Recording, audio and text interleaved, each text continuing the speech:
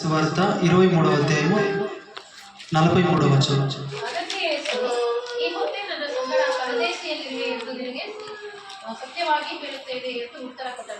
ಇವರೇವನ್ನ ಚದವಂಡ ತಿಳಿಸಿದಾರಂತ. ಅದಕ್ಕೆ ಯೇಸು, ಈ ಹೊತ್ತೇ ನನ್ನ ಸಂಗಡ ಪರದೇಶದಲ್ಲಿರುವೆ ಎಂದು ನಿನಗೆ ಸತ್ಯವಾಗಿ ಹೇಳುತ್ತೇನೆ ಎಂದು ಉತ್ತರ ಕೊಟ್ಟನು. చిన్నగా ప్రార్థన చేసుకున్నాం. మహాపరిషుద్ధుడైన యేసయ్య, నీ నామానికి కోట్యాను కోటి కృతజ్ఞత స్తుతి స్తోత్రాలు చెల్లించుకున్నాం తండ్రి. ఇక్కడ తలలంచుండే ప్రతి ఒక్క బిడ్డని మీరు ముట్టండి స్వామి. బాబా, ఈ వాక్యం అర్థం చేసుకోండి స్వామి. వాక్యం అర్థం చేసుకునే మనసు మా అందరికీ ఇవ్వండి స్వామి. వాక్యం చెప్పేటప్పుడు నన్ను స్వామి, వినేటప్పుడు నీ బిడ్డలందరినీ నీ చేతికి అప్పగిస్తున్నాం. మీరే నడిపించండి. దుష్టుని సైతాన్ని కారణాన్ని దూరం చేయండి. యేసు నామములో ప్రార్థిస్తున్నాం నా తండ్రి. హల్లెలూయా. హల్లెలూయా. మొదటి మాట ఏమని మనం వింటివి చెప్పండి. ఎవరన్నా క్షమించు. ఎవరు క్షమిస్తానన్నాడు యేసు స్వామి? నేను తెలియలేని వాళ్ళని క్షమించుకుంటానడా? కాదు. ఆడ ఏమి చదువులేని వాళ్ళని క్షమించుకుంటానడా, లేకపోతే ఏమి బుద్ధి లేని వాళ్ళని క్షమించుకుంటానడా? ఆడవాళ్ళని చూసేట్లయితే యేసు స్వామి సిలువ వేసేట్లయితే మంచి మంచి యాజకులు ఉంటాయి. హల్లెలూయా. వాళ్ళ శాస్త్రాలన్నీ చదివిండే వ్యక్తులు, యావది మంచి యావది చెడు అని తెలిసిన వ్యక్తులు. అదే రీతిగా ఆడ మంచి అధికారులు ఉంటాయి, శతాధిపతులు ఉంటాయి, సైనికులు ఉంటాయి. సుమారు 450 మంది సైనికులు ఆయనని సిలువ కేసేటప్పుడు తోడుకొని పోయినని మనము చరిత్ర చెప్తుంది, మనం చూస్తాం, వింటాము. అదే రీతిగా రెండో మాట ఏమని చెప్తా అంటారంటే, యేసు స్వామి చేత 2 దొంగలను కూడాను సిలువ కేసి ఉంటారు. హల్లెలూయా. అప్పుడు ఒక దొంగ ఏమని చెప్తా అంటే, స్వామి నీ రాజ్యం వచ్చినప్పుడు నన్ను జ్ఞాపకం చేసుకో అని చెప్పినప్పుడు యేసు స్వామి ఆ దొంగకి ఏమని చెప్తాడంటే, ఈ పొద్దు నువ్వు నా జతలో పరదేశంలో అంటే పరలోకంలో నా జతలో ఉంటావు అని వాక్యం స్పష్టంగా చెప్తాడు. ఈ ఒక సందర్భం చూసినప్పుడు మీకు ఏమేమి అనిపిస్తుంది, ఏమేమి ఇక్కడ గమనించవచ్చో మీరు ఏమన్నా చెప్తారా? హల్లెలూయా. చెప్పేది అర్థమవుతుందా? ఈ సందర్భంలో మీకు ఏమనిపిస్తా ఉంది? ఇక్కడ మొదటిగా చూసి అయితే మానసాంతరం అంటే ఒక దొంగ తన పాత బుద్ధిని ఇది మానసాంతరం పొందినది ఇటు చూస్తాము. రెండో విచారం ఏం చూస్తాము? రక్షణ ఇచ్చేదని మనం చూస్తామంటే చివరి సమయం వరకు ఒక ఆత్మని సంపాదించుకోవాలని ఒక రక్షణ అనే ఒక కార్యం చూస్తాము. ఆత్మద సంపాదన చూస్తాము. వాళ్ళ పరదేశం ఒక విచారం కూడాను ఇక్కడ చూస్తాము. మనము ఇటు చూసేట్టుకైతే మత్తాయి బరె సువార్ತೆ 27ನೇ ಅಧ್ಯಾಯ 44ನೇ ವಚನ ಚದೋಣ. ಇವನ್ನ మత్తాయి బరె సువార్ತೆ 27ನೇ అధ్యాయ 41 చదవండి. 41 ఇంకా 44 చదవండి.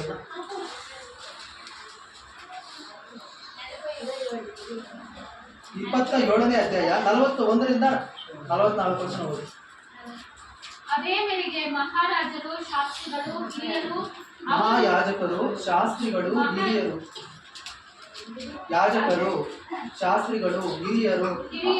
ಅವನು ಮತ್ತೊಬ್ಬರನ್ನು ರಕ್ಷಿಸಿದನು, ತನ್ನನ್ನು ರಕ್ಷಿಸಿಕೊಳ್ಳಲಾರನು. ಅವನು ಇಸ್ರಾಯೇಲಿನ ಅರಸನಲ್ಲವೇ? ಈಗ ಶಿಲುಬೆಯಿಂದ ಇಳಿದು ಬಂದರೆ ಅವನಲ್ಲಿ ನಂಬಿಕೆ ಇಟ್ಟೆವು. ದಾನಿಯಲ್ಲಿ ದೇವರಲ್ಲಿ ಭರವಸೆಯಿಟ್ಟಿದ್ದಾನೆ. ದೇವರು ಅವನಲ್ಲಿ ಇಷ್ಟಪಟ್ಟರೆ ಈಗ ಅವನನ್ನು ಬಿಡಿಸಲಿ. ತಾನು ದೇವರ ಮಗನಾಗಿದ್ದೇನೆಂದು ಹೇಳಿದನಲ್ಲ ಎಂದು ಹಾಸ್ಯದಿಂದ ಮಾತನಾಡುತ್ತಿದ್ದರು. ಆತನ ಸಂಗಡ ಸಿಲುವಿಗೆ ಹಾಕಲ್ಪಟ್ಟ ಕಳ್ಳರೂ ಸಹ ఆతనను అదే ప్రకార నిందిస్తున్నారు. ఇక్కడ మనం చూసినట్లయితే చాలా జనం ఏం ఆలోచిస్తారంటే, 2 దొంగలు ఉంటారు. ఒక దొంగ మంచి దొంగ అనుకుంటాం. హల్లెలూయా. ఒక దొంగను మంచిగా మనం అనుకుంటాం, ఇంకొక దొంగ వాళ్ళ పాతకు తట్లే ఉంది మనం ఆలోచించేస్తాం. ఈ వాక్యం చదివినట్లయితే ఈడ 44 వాక్యంలో ఏమని చెప్తారంటే, ఆతన సంగడ సిలువಗೆ ಹಾಕಲ್ಪಟ್ಟ కళ్ళరు సహా ఆతనను అదే ప్రకార నిందిస్తున్నారు. 2 దొంగలు కూడా ఏం చెప్తాడారో ఆ యాజకులు అట్లనే నిందిస్తాడారు. ఏమని? నువ్వు ఇతరులని రక్షిస్తువి, మాతను కూడా రక్షించు, నిన్ను నువ్వు రక్షించుకో అని తాస్కారం చేస్తాడారు, అపహాస్యం చేస్తాడారు.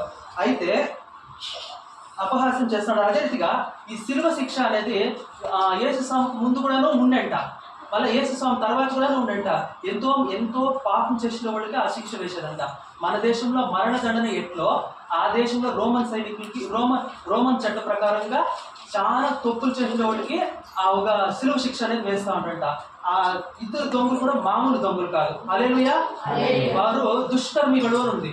వాళ్ళు దారి దొంగలు కూడాను ఈ బందిపోట్లో చెప్పుకుని తెలుగు వాక్యంలో చెప్తారు. అంటే ఇతరుల్ని చంపేసి ఎట్లా క్రూరమైన మనసు ఉండేవాళ్ళు, ఇతరుల్ని నాశనం చేసేవాళ్ళు, ఇతరుల దగ్గర పెరుక్కొని ఎట్లా వాళ్ళు అంత క్రూరమైన మనసు కలిగిందే ఇద్దరు వ్యక్తులు కూడా యేసు స్వామిని దూషిస్తూ ఉంటారు. ఏం తప్పు చేయకుండా ఉండే వ్యక్తి అయిన యేసు స్వామి అంత క్రూరమైన వ్యక్తులు కూడాను తమ మాతని రక్షించు, నిన్ను నువ్వు రక్షించుకో, అదే రీతిగా మమ్మల్ని కూడా రక్షించుకొని అపహాస్యం చేస్తూ ఉన్నారు. ఇప్పుడు ఎంతో మంది చూసాక ఎంతో మంది హృదయం కూడా కఠినమైన హృదయంగా అయిపోయింది. ఎంతో మంది నిజంగానే పైనకి సంపకపోయినానో ಆತ್ಮಿಕಂಗೆ ಎಂತೋ ಮಂದಿ ಕೊಲೆಗಡುಕರಾಗಿದ್ದಾರೆ. ಹಲ್ಲೆಲೂಯಾ.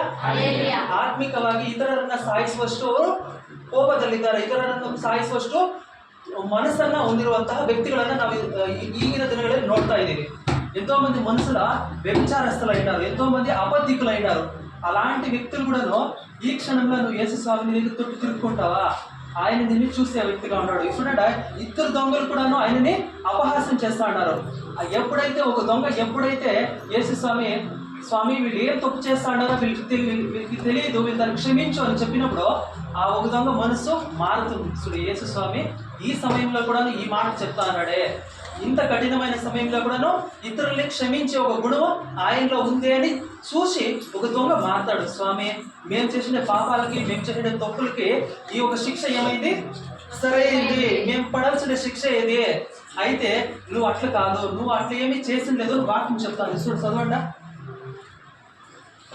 23వ చదవండి, 39 చదవండి. ಲೂಕನ ಬರೆದ ಸುವಾರ್ತೆ 23ನೇ ಅಧ್ಯಾಯ 39ನೇ ವಾಕ್ಯ. ಆಟಿಕುಲ ಸಗಸೋಲ್ಲ ಮೂಗ ಹಾಕಿದ ಆ ದುಷ್ಕರ್ಮಿಗಳಲ್ಲಿ ಆ ದುಷ್ಕರ್ಮಿಗಳಲ್ಲಿ ಒಬ್ಬನು ಆತನನ್ನು ದೂಷಿಸಿ, ನೀನು ಬರಬೇಕಾದ ಕ್ರಿಸ್ತನಲ್ಲವೇ, ನಿನ್ನನ್ನು ರಕ್ಷಿಸಿಕೋ, ನಮ್ಮನ್ನು ರಕ್ಷಿಸು ಎಂದು ಹೇಳಿದ್ದಕ್ಕೆ ಎರಡನೆಯವನು ಅವನನ್ನು ಗದರಿಸಿ, ನೀನು ಇದೇ ದಂಡನೆಯಲ್ಲಿ ಇರುವಾಗಲೂ ದೇವರಿಗೆ ಹೆದರುವುದಿಲ್ಲವೋ?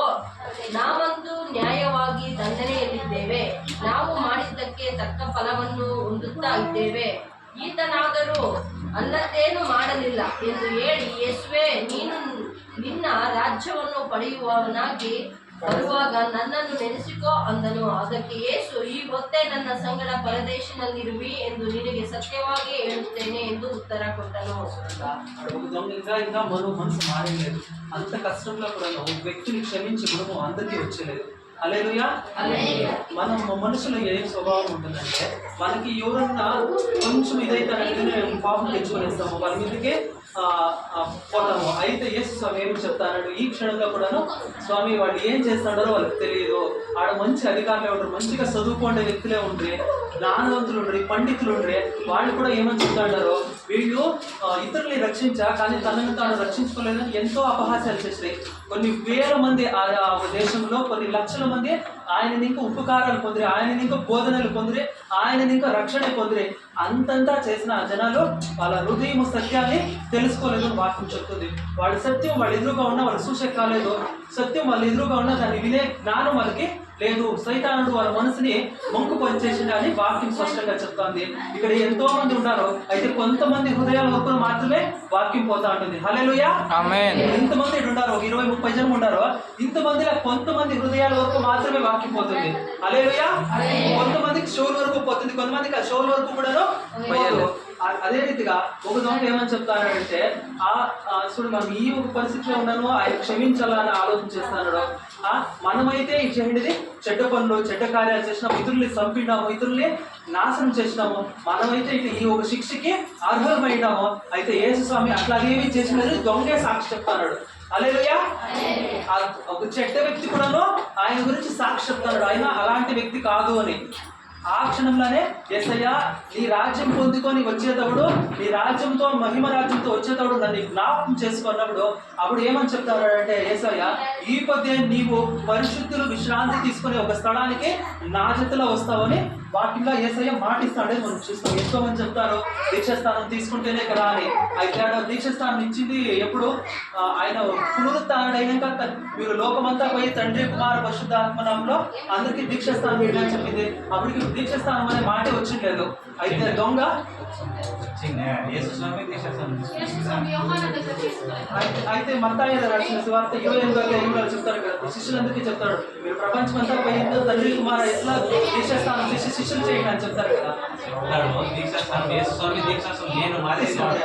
అయితే యేసు స్వామి మానసాంతరం పొందిన వ్యక్తిని ఈ పొద్దు నిన్నే పరదేశంలో తోడుకొని పోయేదానికి దీక్షాస్నానం తీసుకునే టైం కూడా లేదు కాబట్టి సమయం లేదు.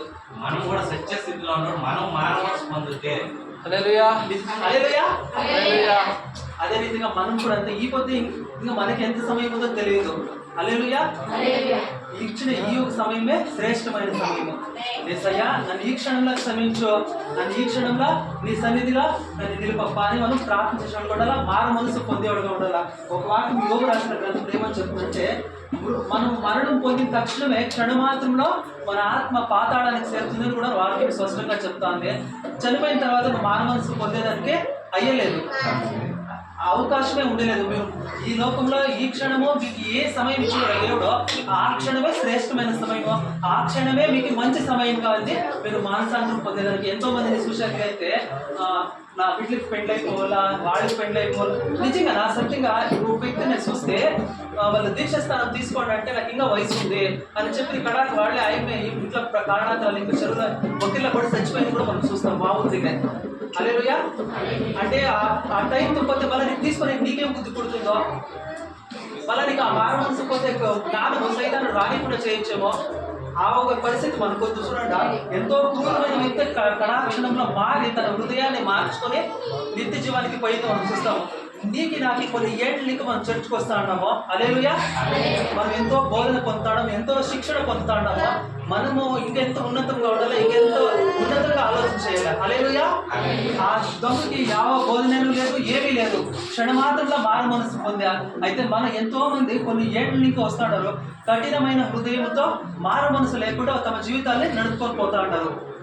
వాళ్ళు ఎట్లుంటారంటే సున్నా బడిద సమాధి అంటే వాళ్ళ సమాధికి నీట్గా టైల్స్ ఉంటారు, చూసాక ఎంతో అందంగా ఉంటుంది. అయితే లోపల ఏముంటుంది, కుళ్ళిన దేహం ఉంటుంది. అదే రీతిగా ఎంతో మంది ఒక ఆత్మిక జీవితంలో ఉన్నాను, వాళ్ళ దేహం అంత శుభ్రంగా తెల్ల వస్త్రాలతో బాగుంటుందే కానీ వాళ్ళ మనసు అనేది ಯಾವ రీతిగా ఉంటుంది, కొడుకు మనసుగా ఉంటుంది. ఆ మనసును ఉంటే నువ్వు ఎంత పెద్ద రెవరెండ్ అయినా, ఎంత పెద్ద బిషప్ అయినానో ఏ ప్రయోజనం లేదు. మారు మనసు పొందాల, మానసాంతరమే ఎంతో ముఖ్యము. యేసు సమయం ఏమని చెప్తారంటే, హల్లెలూయా, ఏవో మార్చుకొని ముగించుకుంటాను. 100 గొర్రెలు ఉండే వ్యక్తి ఒక గొర్రె తప్పితే ఏం చేస్తాడో ఆ ఒక గొర్రె కోసంగా వెతుక్కొని పోతాడు. ఎంత దూరమైన పోయి దాన్ని ఎత్తుకొని వచ్చి సంతోషపడతాడు. తప్పిపోయింది నాదే చిక్కింది అని. అదే ఒక 10 నాణ్యాలు ఉండే వ్యక్తి ఒక నాణ్యం పోగొట్టిపోతే నాకు పోతే పోనీ అంటాడా? లేదు, దీపం పెట్టి వెతుకుతాడో వాక్యం చెప్తాంది. అదే రీతిగా 2 కుమారులు ఉండి ఒక కుమారుడు తప్పిపోతే ఆయన ఏం చేస్తాడో తప్పివేయడం కోసంగా ఎదురు చూసే వ్యక్తిగా ఉంటాడు. అయితే యేసు స్వామి కూడా ఈ క్షణంలో నీ కోసంగా ఎదురు చూస్తా అన్నాడు. ఈ క్షణంలో అన్నా నువ్వు మారుతావా, మారు మనసు పొందుతావా? అది మీకే చెప్తా ఉన్నారని మీరు తెలుసుకోవాలా. ఇది నాకు కాదు, ఎవరికో పెద్దోళ్ళకి చెప్తా ఉంటారు అవన్నీ కానీ కాదు. ఈ క్షణంలో నువ్వు మారు మనసు పొందే వ్యక్తిగా ఉండాలా. మారు మనసు పొందినప్పుడు ఏం చిక్కుతుంది? పరలోక రాజ్యం చిక్కుతుంది, ఆయన రక్షణ చిక్కుతుంది. రక్షణ ఎక్కడ ఉంటుంది? యేసయ్యలోనే ఉంటుంది. వేరే తేడా చిక్కుతుందా? ఒక వాక్యం ఏమని చెప్తుంది? అపోస్తల కృత్యములు 4:12 ఏమని చెప్తుందంటే, పైన ఆకాశం పైన కానీ, ఆకాశం కింద కానీ, భూమి పైన కానీ ఏ నామంలో రక్షణ లేదు. అర్థమైతే నేను చెప్పే మాట ఇంకొక మీరే చెప్పండి. పైన ఆకాశం కింద భూమి పైన ఏ నామంలో కూడా లేదు. ఆయన మార్గము సత్యము జీవమై ఉన్నాడు. ఆయన ముఖాంతరంగా పోయేవాళ్ళే సురక్షితంగా మేవు కనుక్కుంటారు, యూత్కి పోతారు, లోపలికి వస్తారు అని వాక్యం స్పష్టంగా చెప్తుంది. మనం కూడా ఈ ఒక అవకాశాన్ని చేజార్చుకోకూడదు. ఈ అవకాశం నీకు పదే పదే రాదు. నేను చూసినట్లుగా కొంత ఒక వ్యక్తి మా సొంత రిలేషన్నే దీక్షాస్థానం తీసుకోవడం అడిగితే మా అమ్మొద్దు అనే, మా నాన్నొద్దు అనే తప్పించుకున్నారు. లేనట్లుగా అడుగుకుంటే ఇప్పుడు ఆ వ్యక్తి భూమి మీద లేదు. హల్లెలూయా. ఇది చాలా ముఖ్యమైన విచారం. మీరు మీ హృదయం వరకు ఈ మాట పోయిందో లేదో నాకు తెలియదు. అయితే ఈ ఒక అవకాశం ఎంతో మందికి లేదు. నేను ఇంకా పూజలు చేయాలా, నేను ఇంకా అట్లు చేయాలా, ఇట్లు చేయాలా అంటారు. మీరు బైబిల్లో చూసినట్లయితే ఏమంటే మన దేవుడు సాధువుగానే కనబడుతున్నాడు. మీరు ప్రకటన 1:16 చదవండి. ఒక కాదు యజ్ఞద కురి మరి ప్రీతి స్వరూపం అని చెప్తారు కదా, ఆయన పరాక్రమం ఎట్లాంటిది అనేది చూడండి. ప్రకటన 1:16-17 చిన్నగా చదవండి, లాస్ట్ ముగించేస్తాను. ಆತನ ಬಲಗೈಯಲ್ಲಿ ಬಲಗೈಯಲ್ಲಿ 7 ನಕ್ಷತ್ರಗಳಿದ್ದು ಆತನ ಬಾಯೊಳಗಿಂದ ಹರವಾದ ಇಬ್ಬಾಯಿ ಕತ್ತಿಯು ಹೊರಡುತ್ತಿತ್ತು. ಆತನ ಮುಖವು ಮಧ್ಯಾಹ್ನದಲ್ಲಿ ಪ್ರಕಾಶಿಸಿ ಸೂರ್ಯನಂತಿತ್ತು. ನಾನು ಆತನನ್ನು ಕಂಡಾಗ ಸತ್ತವನ ಹಾಗೆ ಆತನ చూడండి, యోహాను భక్తుడు ఏమని చెప్తానంటే, ఆయన రూపాన్ని చూసిన తక్షణమే నేను ఎట్లయిపోతే చనిపోయిన వారి మాదిరి అయిపోతే అని చెప్తాడు. ఆయన ధ్వని ఎట్లుంటుందంటే పెద్ద జలద్రాశి అంటే పెద్ద జలపాతం ఎట్లా పడతా ఉంటుంది శబ్దము, అంత భయంకరంగా ఉంటుంది ఆయన శబ్దం. హల్లెలూయా. ఆయన వాక్యం ఏమని చెప్తుందంటే నిత్యమైన తండ్రి, పరాక్రమి అయిన దేవుడు. మీరు ఈ లోకంలో చూస్తుంటే ఎన్నో దేవుళ్ళ కన్నా యావ విఎఫ్ఎక్స్ యావ గ్రాఫిక్స్ కూడాను ఆయనని చూపించలేవు. హల్లెలూయా. యావ గ్రాఫిక్స్ మీరు టీవీలో చూస్తారు చూడండి, అవి ఏమి కానీ మీరు ఊహించేదాన్ని కూడా అయ్యలేదు, అంత భయంకరంగా ఉంటుంది. పరలోక రాజ్యం కూడా అంతే, అది బంగారుతో ముద్దు రత్నాలతో యావ విఎఫ్ఎక్స్ మీరు ఊహించే కూడా అయ్యలేదు, అంత దీనిగా ఉంటుంది. ఈ క్షణమే నీకు మంచి సమయం రక్షణ పొందేదానికి, ఈ క్షణమే నీకు సరైన సమయం మానవన్స్ పొందేదానికి. మళ్ళీ నీకు ఈ అవకాశం చిక్కకపోవచ్చు. సైతాన్ని నీ హృదయాన్ని ఈ వాక్యం అనే ఒక విత్తనాన్ని దొంగలించవచ్చు. ఎంతో మందికి ఈ అవకాశం తప్పవచ్చు. ఈ క్షణంలోనే మానవన్స్ పొందుకుందాం. ఆ దొంగకుండే జ్ఞానం మనకు లేకపోతే ప్రయోజనం ఉండలేదు. ఒక వాక్యం ఏమని చెప్తుందంటే నీతివంతుడే నిలబడేది కష్టం ఉంటే ఇంకా చెడ్డవాళ్ళు నిలబడేదానికన్నా అవుతుందా అని వాక్యం స్పష్టంగా చెప్తాంది. మనకి ఆ ఒక పరిస్థితి వద్దు. ఏంటంటే మనం కొన్ని ఏళ్ళు ఇంకా దేవుని సన్నిధికి వస్తూ ఉన్నాము, మంచి అవధి తెలుసు, బైబిల్ చదువుతూ ఉన్నాము, ప్రార్థన చేస్తూ ఉన్నాము. ఇవన్నిటిని మనం విడిచిపెట్టి స్వామి యేసయ్యా నేను పాపి, నన్ను క్షమించప్ప, నీ రక్తంతో అనుదినము నన్ను కడుక్కునే అట్లా జ్ఞానం నాకు ఇవ్వప్ప. నీ ఒక వాక్యం ఏమని చెప్తుందంటే నిత్యము ఆయన ముందు మనము పరిశోధించుకునేవాడుగా ఉండాలా, ఆయన ముందు మనము శోధించుకునేవాడుగా ఉండాలా. మనతో మనము మార్చుకుందాం, ప్రార్థన చేసుకుందాం. మహాపరిశుద్ధుడైన యేసయ్యా, నీ నామానికి కోటి కృతజ్ఞత స్తుతి స్తోత్రాలు చేయించుకున్నాం తండ్రి. అప్పా దొంగకుండే మనసు మా అందరికీ ఇవ్వండి స్వామి. అందరికీ ఉండే మానవ మనసు ఉండే జ్ఞానం మా అందరికీ ఇవ్వండి స్వామి. గడిచిన దినమానాలు స్వామి అబ్బా ఎంతో మంది ఇక్కడ స్వామి మేమందరూ స్వామి ఆత్మీకంగా స్వామి ఎంతో నీకు ఇష్టం లేకుండా దూరం అయిపోయినాం స్వామి. మా అందరినీ నీ చేతికి ఒప్పగిస్తున్నాం తండ్రి. నీకు స్తోత్రాలు స్వామి. ఈ క్షణంలో స్వామి అబ్బా మా తండ్రి తగ్గించుకున్నాను తండ్రి. అబ్బా నీ రాజ్యంలో నిలబడే రీతిగా వచ్చేటప్పుడు నీ ముందు నిలబడే రీతిగా కూడా మాకు సహాయం చేయండి స్వామి. మారు మనసు ప్రసాదించండి స్వామి. వచ్చిన బిడ్డలు ఎంతో మందిని స్వామికి అందరినీ నీ చేతికి ఒప్పగిస్తాం తండ్రి. నీ రక్షణ ఆనందాన్ని తిరిగి పొందుకునే జ్ఞానం అందరికీ ఏంటి స్వామి. వారి సన్నిధికి మిమ్మల్ని తోసివేయదండి స్వామి. మీరే సహాయం చేయండి స్వామి. నీ రక్షణ మేమందరూ పొందుకునే రీతిగా మీరే సహాయం చేయాలని మా తండ్రి మా ప్రభువైన యేసు నామములో ప్రార్థిస్తున్నాం నా తండ్రి.